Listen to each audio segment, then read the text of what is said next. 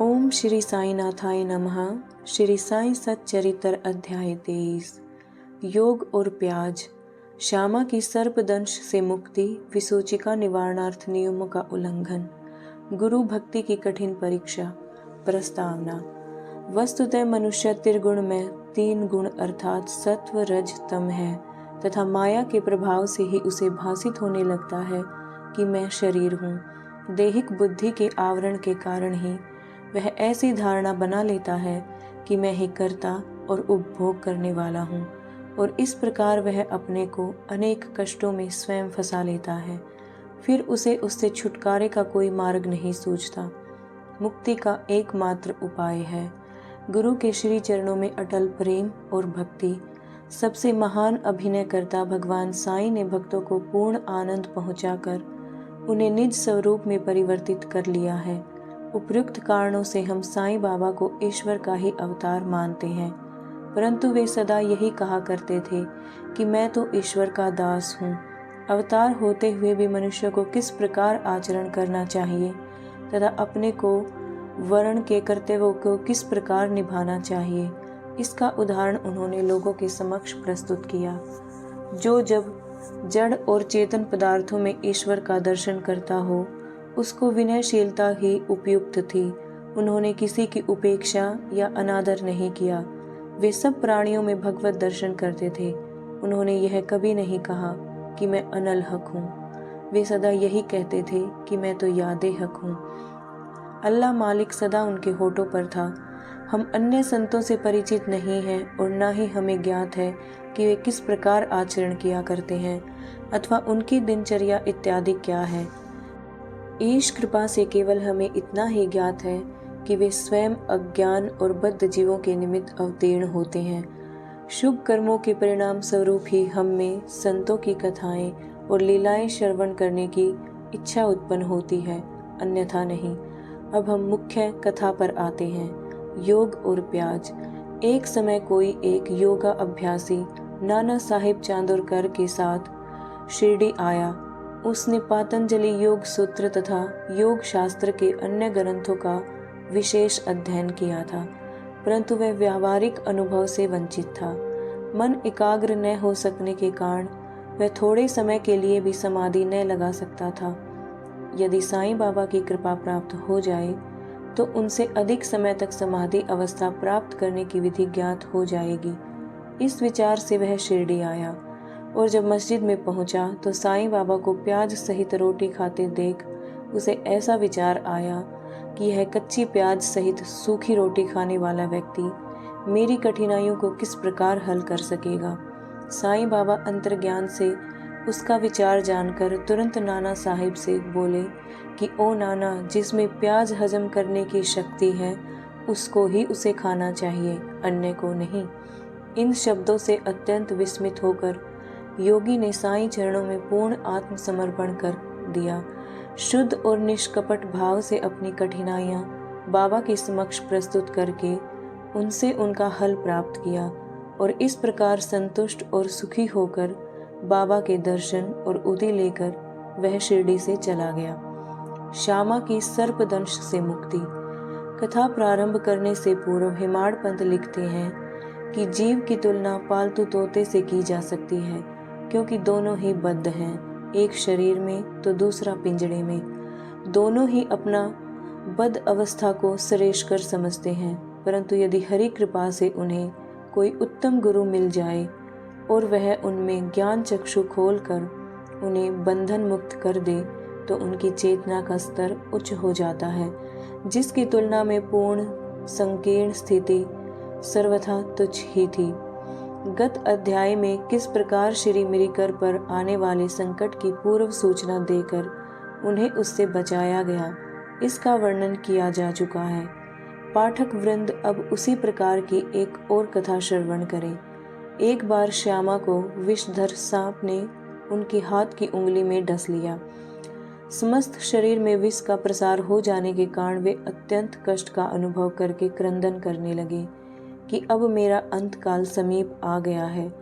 उनके इष्ट मित्र उन्हें भगवान विठोबा के पास ले जाना चाहते थे, जहां इस प्रकार की समस्त पीड़ाओं की योग्य चिकित्सा होती है। परंतु श्यामा मस्जिद की ओर ही दौड़ा और अपने विठोबा श्री साईं बाबा के पास। जब बाबा ने उन्हें दूर से आते देखा तो वे झिड़कने और गाली देने लगे। वे क्रोधित होकर बोले, अरे ओ नादान कृतघ्न बम्मन, ऊपर मत चढ़, सावधान यदि ऐसा किया तो। और फिर उस गर्जन करते हुए बोले, हट, दूर हट, नीचे उतर। श्री साईं बाबा को इस प्रकार अत्यंत क्रोधित देख श्यामा उलझन में पड़ गया और निराश होकर सोचने लगा कि केवल मस्जिद ही तो मेरा घर है और साईं बाबा मात्र असहायों के आश्रयदाता हैं, और जब वे ही इस प्रकार मुझे यहाँ से भगा रहे हैं तो मैं अब किसकी शरण में जाऊँ। उसने अपने जीवन की आशा ही छोड़ दी और वहीं शांतिपूर्वक बैठ गया। थोड़े समय के पश्चात जब बाबा पूर्ववत शांत हुए तो श्यामा ऊपर आकर उनके समीप बैठ गया। तब बाबा बोले, डरो नहीं, तिल मात्र भी चिंता मत करो। दयालु फकीर तुम्हारी रक्षा अवश्य करेगा। घर जाकर शांति से बैठो और बाहर ना निकलो। मुझ पर विश्वास कर निर्भय होकर चिंता त्याग दो। उन्हें घर भिजवाने के पश्चात ही पीछे से बाबा ने तात्या पाटिल और काका साहिब दीक्षित के द्वारा यह कहला भेजा कि वह इच्छा अनुसार भोजन करें, घर में टहलते रहें, लेटे नहीं और ना ही शयन करें। कहने की आवश्यकता नहीं कि आदेशों का अक्षरशः पालन किया गया और थोड़े समय में ही वे पूर्ण स्वस्थ हो गए। इस विषय में केवल यही बात स्मरण योग्य है कि बाबा के शब्द हट, दूर हट, नीचे उतर श्यामा को लक्ष्य करके नहीं कहे गए थे, जैसा कि ऊपर से प्रतीत होता है, वरन उस सांप और उसके विष के लिए ही यह आज्ञा थी, अर्थात श्यामा के शरीर में विष न फैलाने की आज्ञा। अन्य मंत्र शास्त्रों के विशेषज्ञों की तरह बाबा ने किसी मंत्र या मंत्रोक्त चावल या जल आदि का प्रयोग नहीं किया। इस कथा और इस प्रकार की अन्य कथाओं को सुनकर साईं बाबा के चरणों में यह दृढ़ विश्वास हो जाएगा कि यदि माया युक्त संसार को पार करना हो तो केवल श्री साईं चरणों का हृदय से ध्यान करो। हैजा महामारी अर्थात विसूचिका से मुक्ति। एक बार शिरडी विसूचिका के प्रकोप से दहल उठी और ग्रामवासी भयभीत हो गए। उनका पारस्परिक संपर्क अन्य गांव के लोगों से प्राय समाप्त सा हो गया। तब गांव के पंचों ने एकत्रित होकर 2 आदेश प्रसारित किए। प्रथम, लकड़ी की एक भी गाड़ी गांव में न आने दी जाए। द्वितीय, कोई भी बकरे की बलि आदि न दे। इन आदेशों का उल्लंघन करने वालों को मुखिया और पंचों द्वारा दंड दिया जाएगा। बाबा तो जानते ही थे कि यह सब केवल अंधविश्वास ही है और इसी कारण उन्होंने पंचों के आदेशों की कोई चिंता न की। जब ये आदेश लागू थे तभी एक लकड़ी की गाड़ी गांव में आई। सबको ज्ञात था कि गांव में लकड़ी का अधिक अभाव है, फिर भी लोग उस गाड़ी वाले को भगाने लगे। यह समाचार कहीं से बाबा के पास पहुंच गया। तब वे स्वयं वहां आए और गाड़ी वाले से गाड़ी मस्जिद में ले चलने को कहा। बाबा के विरुद्ध कोई चूं चपाट तक भी न कर सका। यथार्थ में उन्हें धुनी के लिए लकड़ियों की अत्यंत आवश्यकता थी और इसीलिए उन्होंने वह गाड़ी मोल ले ली। एक महान अग्निहोत्र की तरह उन्होंने जीवन भर धुनी को चैतन्य रखा। बाबा की धुनी दिन रात प्रज्वलित रहती और इसीलिए वे लकड़ियां एकत्रित करके रखते थे। बाबा का घर अर्थात मस्जिद सबके लिए सदैव खुली थी। उसमें किसी ताले चाबी की आवश्यकता न थी। गांव के गरीब आदमी अपने उपयोग के लिए उसमें से लकड़ियां निकाल भी ले जाया करते थे, परंतु बाबा ने इस पर कभी कोई आपत्ति न की। बाबा तो संपूर्ण विश्व को ईश्वर से ओतप्रोत देखते थे, इसीलिए उनमें किसी के प्रति घृणा या शत्रुता की भावना नहीं थी। पूर्ण विरक्त होते हुए भी उन्होंने एक साधारण गृहस्थ का उदाहरण लोगों के समक्ष प्रस्तुत किया। गुरु भक्ति की कठिन परीक्षा। अब देखिए दूसरे आदेश की भी बाबा ने क्या दशा की। वह आदेश लागू रहते समय कोई मस्जिद में एक बकरा ले आया। वह अत्यंत दुर्बल, बूढ़ा और मरने ही वाला था। उस समय माले गांव के फकीर पीर मोहम्मद उर्फ बड़े बाबा भी उनके समीप ही खड़े थे। बाबा ने उन्हें बकरा काट कर बलि चढ़ाने को कहा। श्री साईं बाबा बड़े बाबा का आदर किया करते थे, इस कारण वे सदैव उनके दाहिने ओर ही बैठा करते थे। सबसे पहले वे ही चिलम पीते और फिर बाबा को देते, बाद में अन्य भक्तों को। जब दोपहर को भोजन परोस दिया जाता तब बाबा बड़े बाबा को आदरपूर्वक बुलाकर अपनी दाहिनी ओर बिठाते और तब सब भोजन करते।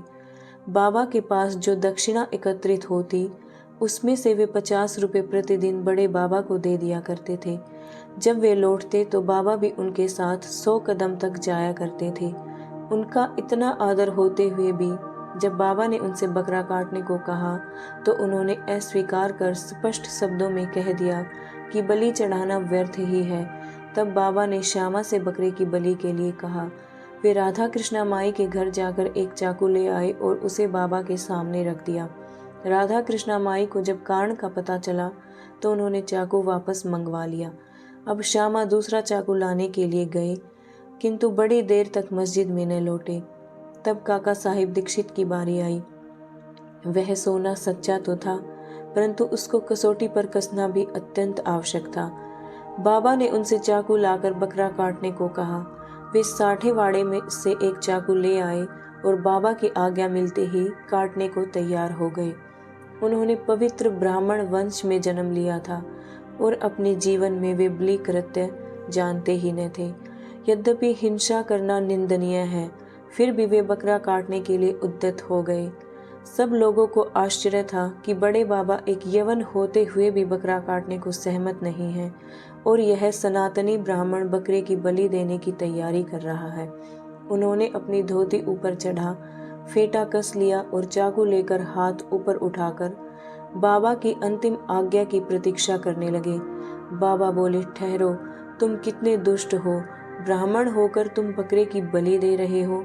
काका साहिब चाकू नीचे रखकर बाबा से बोले, आपकी आज्ञा ही हमारे लिए सब कुछ है देवा, हमें अन्य आदेशों से क्या। हम तो केवल आपका ही सदैव स्मरण और ध्यान करते हैं और दिन रात आपकी आज्ञा का पालन किया करते हैं। हमें यह विचार करने की आवश्यकता नहीं कि बकरे को मारना उचित है या अनुचित, और ना ही हम इसका कारण ही जानना चाहते हैं। हमारा कर्तव्य और धर्म तो निसंकोच होकर गुरु की आज्ञा का पूर्णतः पालन करने में है। तब बाबा ने काका साहिब से कहा कि मैं स्वयं ही बलि चढ़ाने का कार्य करूंगा। तब ऐसा निश्चित हुआ कि तकिए के पास जहां बहुत से फकीर बैठते हैं वहां चलकर उसकी बलि देनी चाहिए। जब बकरा वहां ले जाया जा रहा था तभी रास्ते में गिरकर वह मर गया। भक्तों के प्रकार का वर्णन कर श्री हेमाड़ पंथ यह अध्याय समाप्त करते हैं। भक्त 3 प्रकार के हैं, उत्तम, मध्यम और साधारण। प्रथम श्रेणी के भक्त वे हैं जो अपने गुरु की इच्छा पहले से ही जानकर अपना कर्तव्य मानकर सेवा करते हैं। द्वितीय श्रेणी के भक्त वे हैं जो गुरु की आज्ञा मिलते ही उसका तुरंत पालन करते हैं। तृतीय श्रेणी के भक्त वे हैं जो गुरु की आज्ञा सदैव टालते हुए पग पग पर त्रुटि किया करते हैं। भक्तगण यदि अपनी जागृत बुद्धि और धैर्य धारण कर दृढ़ विश्वास स्थिर करें तो निसंदेह उनका आध्यात्मिक ध्येय उनसे अधिक दूर नहीं है।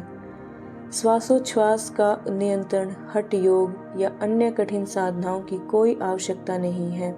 जब शिष्य में उपयुक्त गुणों का विकास हो जाता है और जब अग्रिम उपदेशों के लिए भूमिका तैयार हो जाती है तभी गुरु स्वयं प्रकट होकर उसे पूर्णता की ओर ले जाते हैं। अगले अध्याय में बाबा के मनोरंजक हास्य विनोद के संबंध में चर्चा करेंगे। श्री सद्गुरु साईनाथार्पणमस्तु। शुभम भवतु। ओम श्री